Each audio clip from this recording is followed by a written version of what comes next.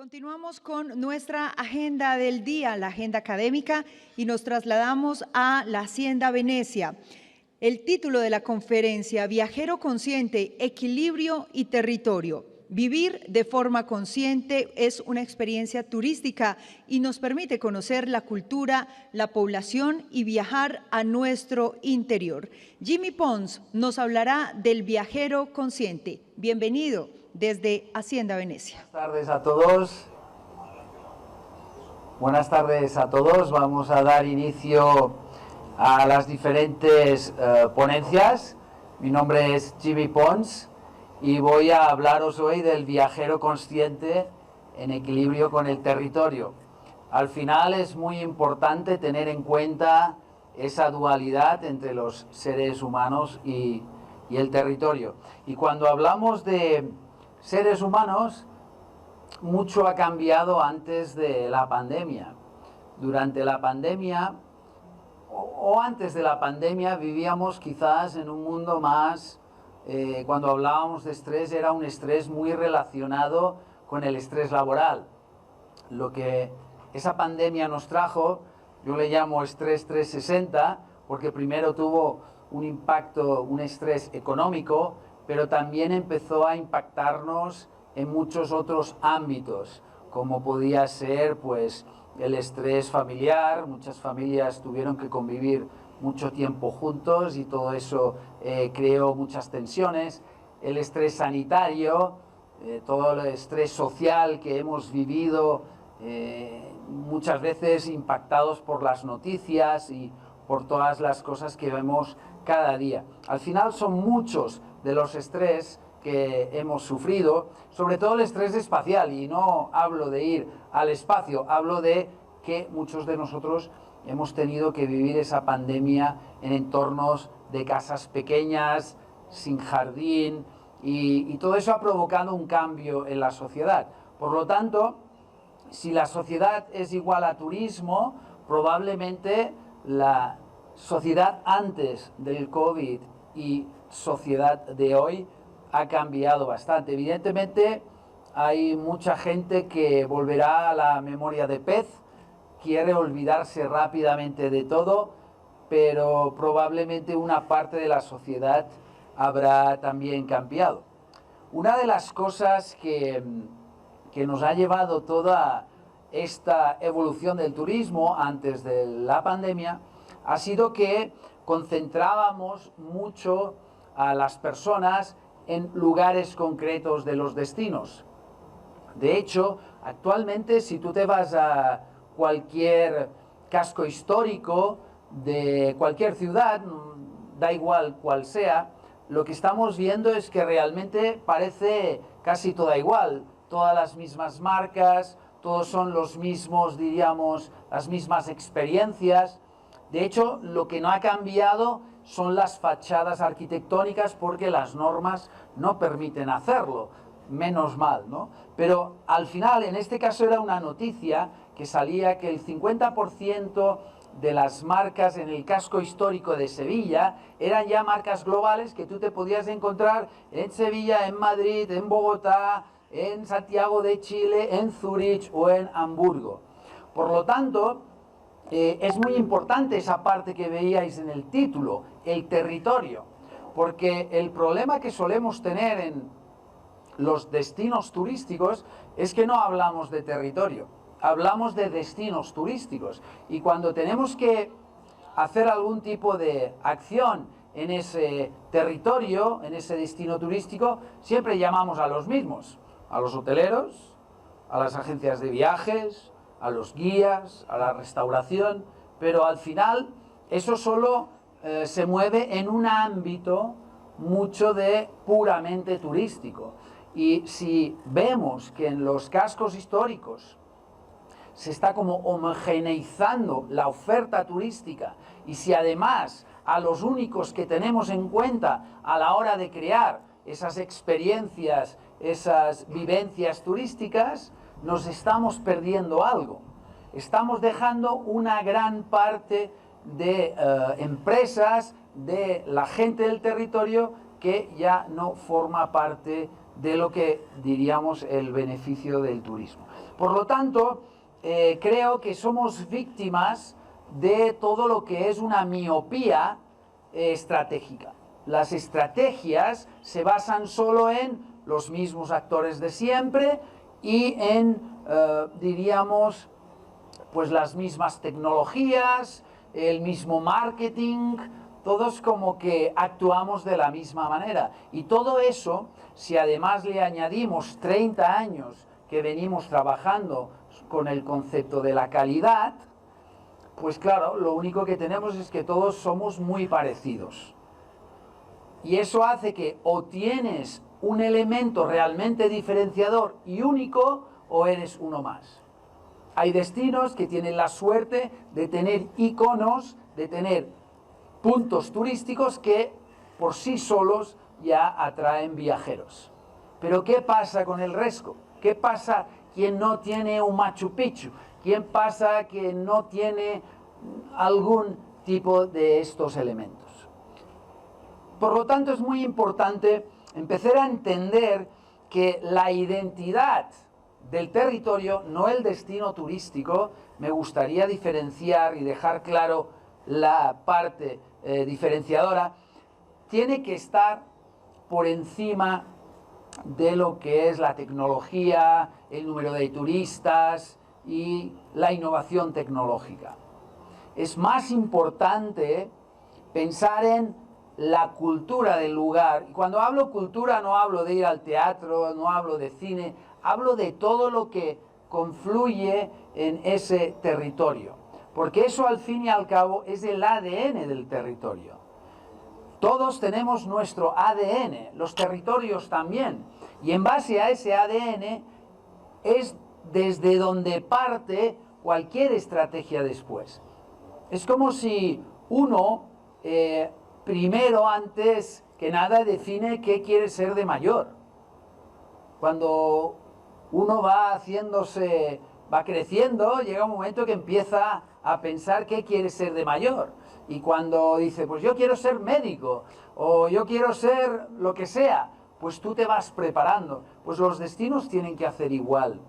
Los destinos tienen que definir el ADN y qué quieren ser de mayores. Para esto, desde Roundtubers hemos diseñado pues una especie de estrategia que lo que hace es pasar por diferentes fases hasta llegar a un plan de ejecución. Empieza la primera fase en definir tu ADN, cuál es tu ADN, qué es lo que te hace diferente del resto, y en base a eso vas construyendo, pues en base a las economías de color. Cuando hablamos de cómo estructuramos la economía, pues los hosteleros y los restauradores siempre están defendiendo cada uno sus intereses. Las agencias de viajes igual. Pero si empezamos a ver algo transversal, basándonos en cómo podemos esas economías de colores aplicarlas al territorio, es donde todo el mundo gana y es donde todo el mundo colabora para que ese territorio sea realmente diferente del resto. Hay que hablar de cómo creamos una conexión en todo el tejido empresarial, cómo creamos un ecosistema conectado. No la economía circular, que está muy bien, sino un ecosistema totalmente conectado. Y después habría que pensar en cómo conectamos los diferentes aspectos desde esa parte de las dimensiones. Pero vosotros diréis, ¿y cómo se construye un ADN? Bueno, la imagen que vemos aquí es muy sencillo al fin y al cabo. El ADN está compuesto de, primero, cuáles son los grupos de interés, a quién quieres tú llegar, qué elementos emocionales tiene ese territorio. Porque al final ahora ya no vendemos, antes decíamos, no vendemos camas, ahora decimos, ya no vendemos experiencias. Y yo digo, pues ¿qué vendemos? Ahora vendemos emociones, vendemos vivencias, vendemos cosas que conectan. Por lo tanto, los elementos emocionales también son muy importantes que estén definidos. Elementos sensoriales. La gastronomía, por ejemplo, es un elemento muy sensorial.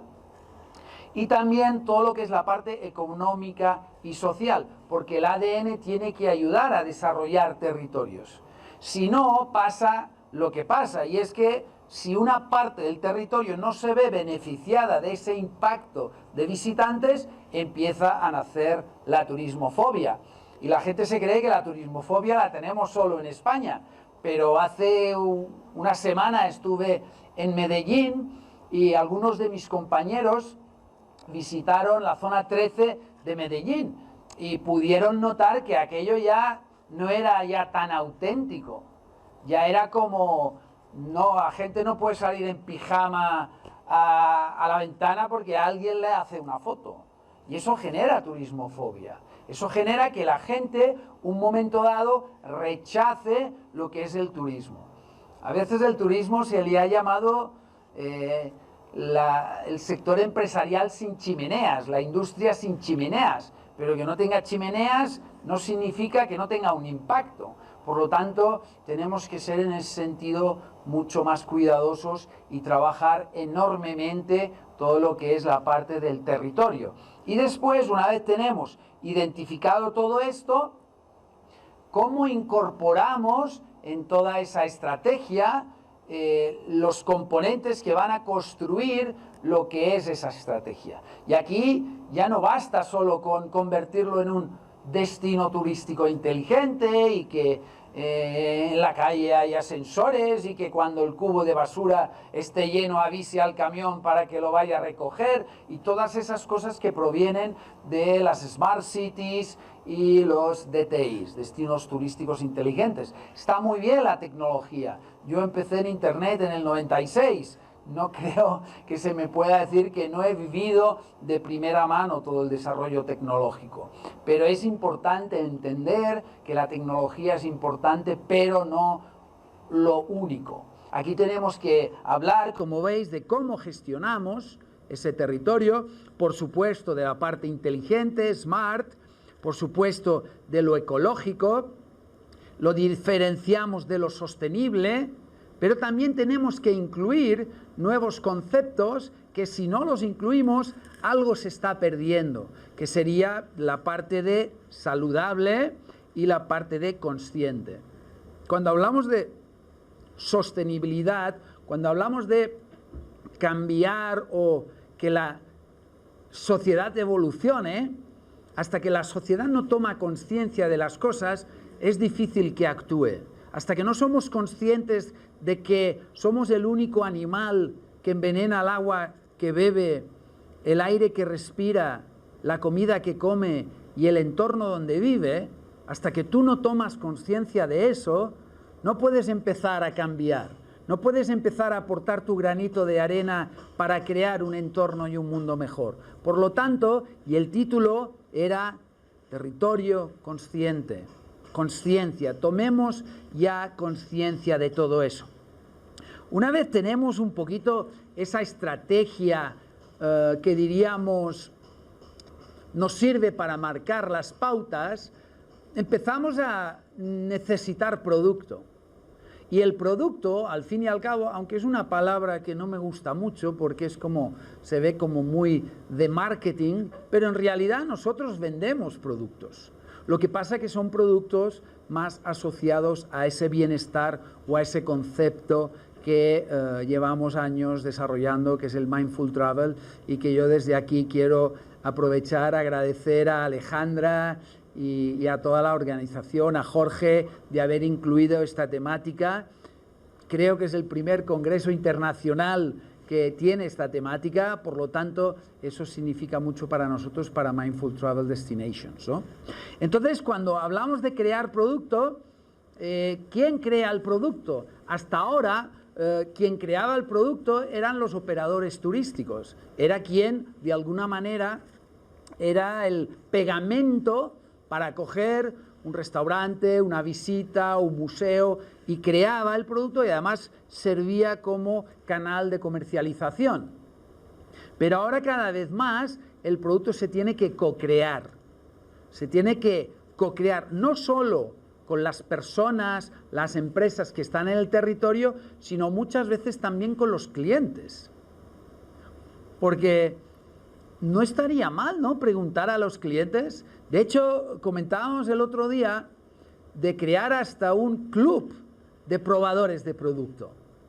Gente que le apasiona viajar, gente que ahora una moda, es gente que paga una cuota cada mes y recibe X viajes al año, asegurados.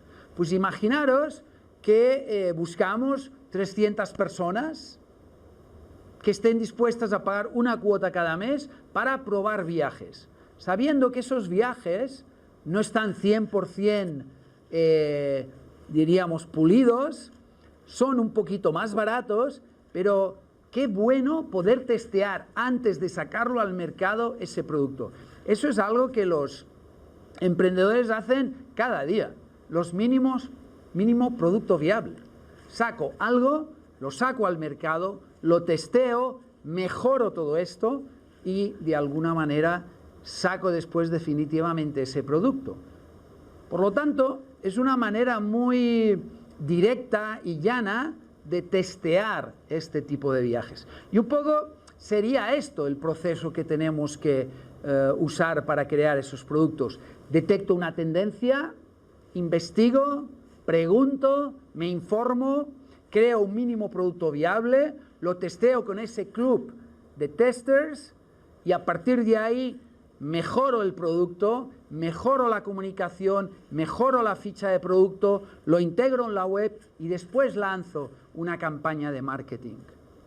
Y a partir de ahí, con la experiencia, vuelvo otra vez al principio, mejoro el producto hasta que ese producto veamos que baja la curva y ya tengo que tener en cartera otros productos, haberlos testeados y cuando ese ya pierde fuerza, saco los nuevos que he estado en el proceso. Así es como deberíamos trabajar. No, tengo un producto y llevo 30 años con el mismo producto. ¿Qué pasa? Desgraciadamente pasa así. Bueno, yo les llamo empresarios. No puedes tener el mismo producto 30 años. Y eso es importante que lo entendamos, que hay que constantemente evolucionar. Muchas veces el problema que tenemos es de creatividad. Si yo os preguntara ahora, ¿sois creativos? Probablemente muchos pensaríais, no, yo no sé dibujar. Eso no va de saber dibujar. Yo tampoco sé dibujar. Esto va de crear. Y para mí la creatividad es la antesala de la innovación.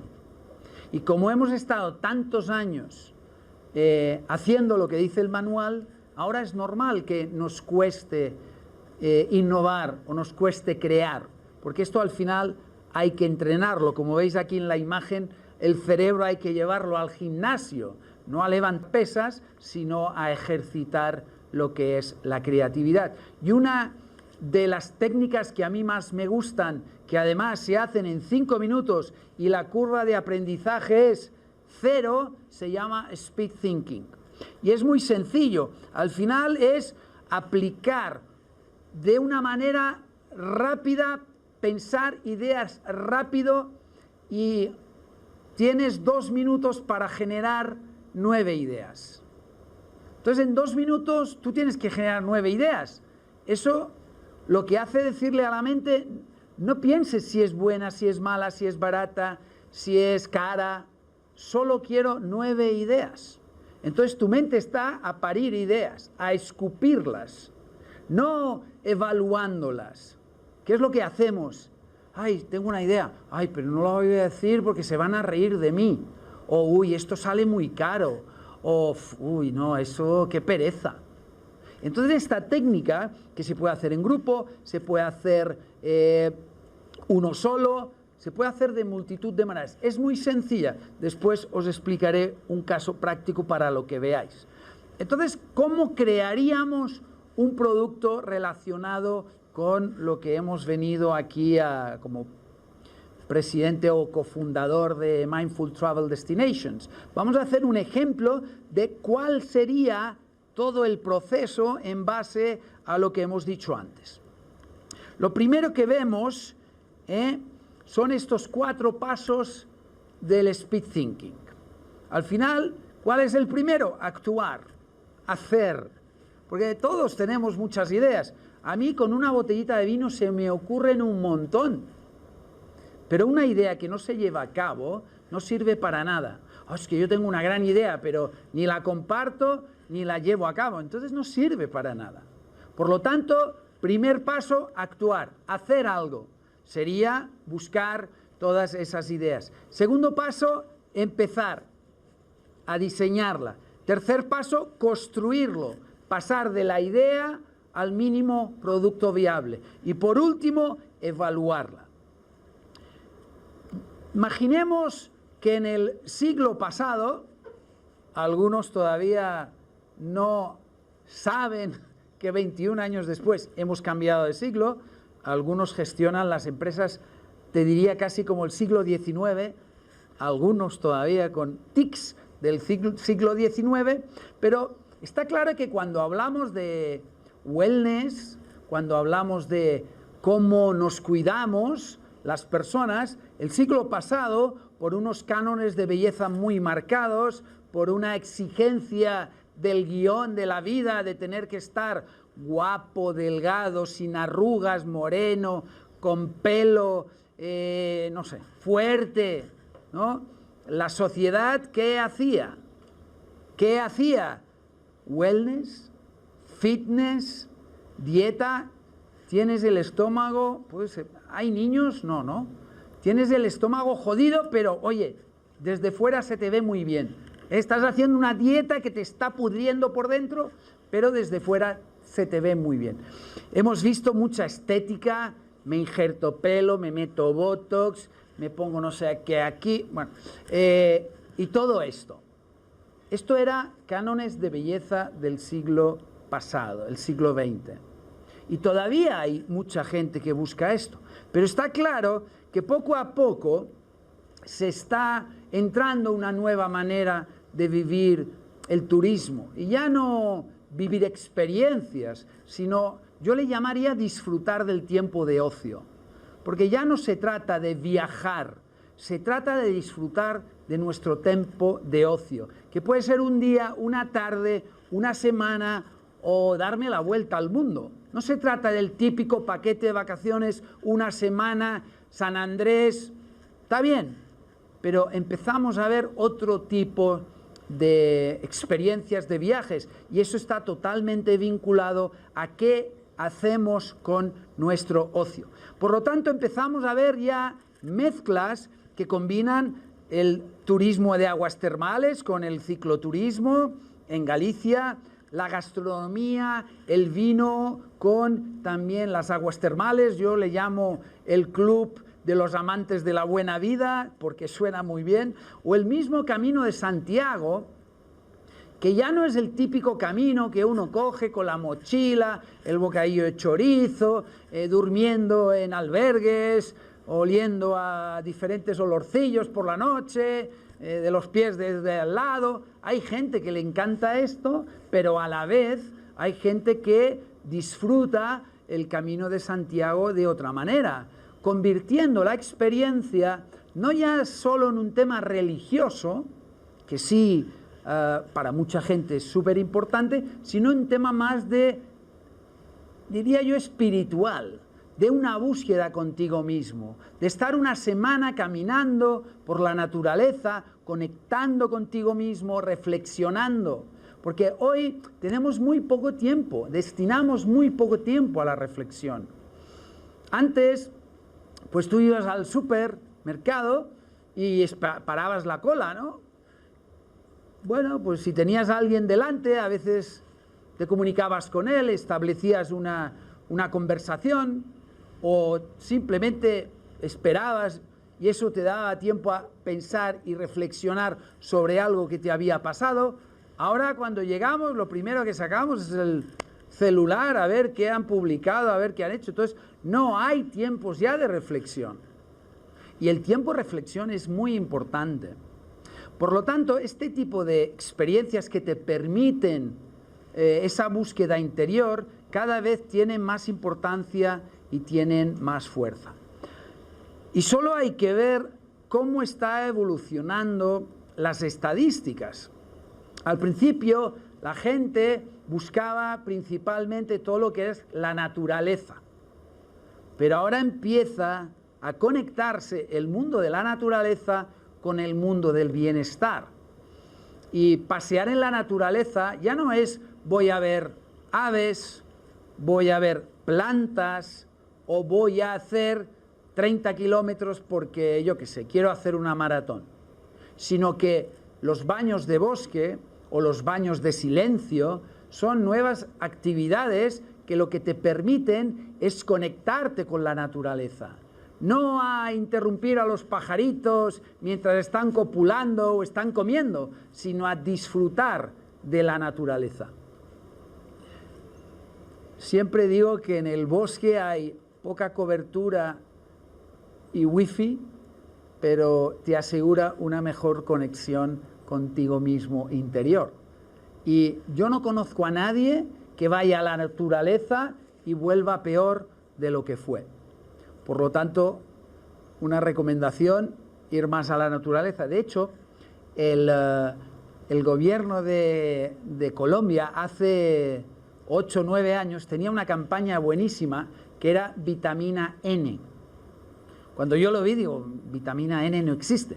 Conocía la A, la B, la D, pero la N no. Y era vitamina N de naturaleza. Y era un acuerdo con los médicos, cardiólogos, que fomentaban las visitas a la naturaleza. ¿Y hoy qué tenemos? Pues hoy tenemos, no todo el mundo, pero tenemos cada vez más gente que busca algo más que descontracturarse o hacerse un masaje o darse un baño de chocolate porque le deja la piel como el culo de un bebé o que se inyecta. Hay gente que entiende que si tú no trabajas tu espíritu y tu mente, al final la descontracturación al cabo de 3 días volverá, porque lo importante es la parte interior. Entonces hablamos de ya no un turismo religioso, sino espiritual, hablamos de cuidar el cuerpo, la mente, el alma, el espíritu, como le queráis llamar, ya no solo la parte de fuera. Y hay que ver cómo eso ya está impactando en la comunicación. Es una de las cosas que tenemos que prestar mucha atención cuando vemos qué está pasando. Me sorprendió bastante el día de la inauguración, como mínimo 2 políticos hablaron de espiritualidad y turismo. Y yo no lo había oído nunca esto. Porque espiritualidad siempre se ve como un concepto neo-hippie. Pero hay que entender que la pandemia lo que ha hecho es que entendamos que si uno no está fuerte por dentro, difícilmente podrá afrontar lo que venga. Y yo no sé si será una 5ª ola o será una emergencia climática o que vendrán ovnis con aliens y extraterrestres. Yo ya me creo cualquier cosa. Lo que está claro es que lo único que me va a ayudar a mí a superar cualquier cosa que deba afrontar no estará fuera, no estará en lo material, estará en lo que hay dentro de mí. Por lo tanto, hay que ser menos roble y más junco, o más bambú, o ¿cómo se llama esta planta que tenéis aquí? Guadua, que es flexible, ya pueden venir tormentas. Por lo tanto, vuestra fuerza interior es la que os va a permitir afrontar cualquier reto, pase lo que pase. Por lo tanto, tendremos que trabajar 5 inteligencias si queremos sobrevivir al futuro de hoy. No al futuro, al de hoy. La primera es la cognitiva, que es la que, bueno, normalmente nos contratan por lo listos que somos, por el conocimiento que tenemos, por lo que hemos estudiado. Después está la inteligencia artificial, porque cada día está con nosotros. Después tenemos la energía, la inteligencia emocional. Hoy en día tenemos un mundo conectado, multicultural, multihorario, multiequipos. Yo hoy estoy trabajando con gente en Bangladesh, gente en Inglaterra y gente en Colombia. Si yo no soy capaz de empatizar con esas culturas tan diferentes, será complicado que pueda tener buenos resultados. De hecho, en el siglo XIX, si tú no sabías leer y escribir, te llamaban analfabeto. En el XX, si no sabías usar la tecnología, eras un analfabeto digital. En el siglo XXI, quien no cuide esas habilidades blandas o soft skills, será un analfabeto emocional. Por lo tanto, la inteligencia emocional es algo que debería estar en cada casa, en cada escuela, en cada universidad y en cada lugar. Porque esa es la que nos va a ayudar también a conectar con el resto del mundo. Y por último, necesitamos la inteligencia espiritual, que es esa fuerza por dentro. Sin olvidarme de la quinta, que es la económica. Y la económica es la nueva criptoeconomía, es las nuevas finanzas, las finanzas descentralizadas, la web 3.0. Y aquí vemos cómo en esta imagen ya no nos ponen Shiseido, que es una marca de cremas, nos pone una señora de espaldas meditando hacia la naturaleza, no poniéndose una crema de las suyas que venden. Es importante entender esto. O vemos que para el concepto wellness ya no están en un spa, te ponen gente meditando en la playa. Una señora, me imagino que esto es una puesta de sol, me imagino, está haciendo yoga o algo en la puesta de sol. O el Corte Inglés, que ya vende viajes este tipo. O Colombia, que el año pasado hicimos un trabajo con más de 50 operadores donde salieron conceptos buenísimos. A mí, como buen isleño, me encantó el mindful diving. Cómo bucear y meditar debajo del agua, desconectar, estar en otro mundo. Es muy potente. Y entonces aquí es como, tú dices, vale, Jimmy, ya he visto una tendencia. Ya he visto que eso puede ser una oportunidad como empresa. Entonces lo que tenemos que hacer es coger esta plantilla y decir, acordaros, 2 minutos, 9 ideas. Das 2 minutos y la gente te da esas 9 ideas. Aquí hemos hablado de buscar setas, de talleres de fotografía en la naturaleza, de cicloturismo, de senderismo, de reforestación, de talleres de vida responsable. Son ideas para un producto post-COVID. Pero la que más me gusta es Mindful Travel y ese es el segundo paso. Hay que valorar las ideas de 1 a 10. La cuestión es que tú te quedes con la última idea que más valoración tiene, con la que más te gusta. Y a partir de ahí, la tercera, que es la de construir, es cuando lo que hacemos es, una vez hemos valorado, hemos tenido esa idea más valorada, pues volvemos a buscar durante 2 minutos 9 ideas para mejorarla. Y entonces aquí lo que nos ha salido es que vamos a crear un baño de bosque, ofreceremos comida sana, productos de kilómetro cero, haremos algo de pérdida de peso, a mí me iría muy bien, mindfulness ejecutivo, clases de creatividad, yoga, un taller de Ikigai, meditación. Esos son 9 ideas que enriquecen ese producto a través del speed thinking. Después todo eso hay que construirlo y pasar a la acción. Por lo tanto, pasamos a un canvas donde lo que hacemos es entrar en más detalle de todas las cosas que queremos hacer. Y empezamos a decir, ¿para quién? ¿Cuál es la propuesta de valor? ¿Quién necesito? ¿Qué partners? ¿Cuáles son los costes? ¿Cuáles van a ser los ingresos? ¿A qué segmento de cliente me dirijo? Y de esta manera defino en más detalle cómo tiene que hacerse, operarse y gestionarse este producto.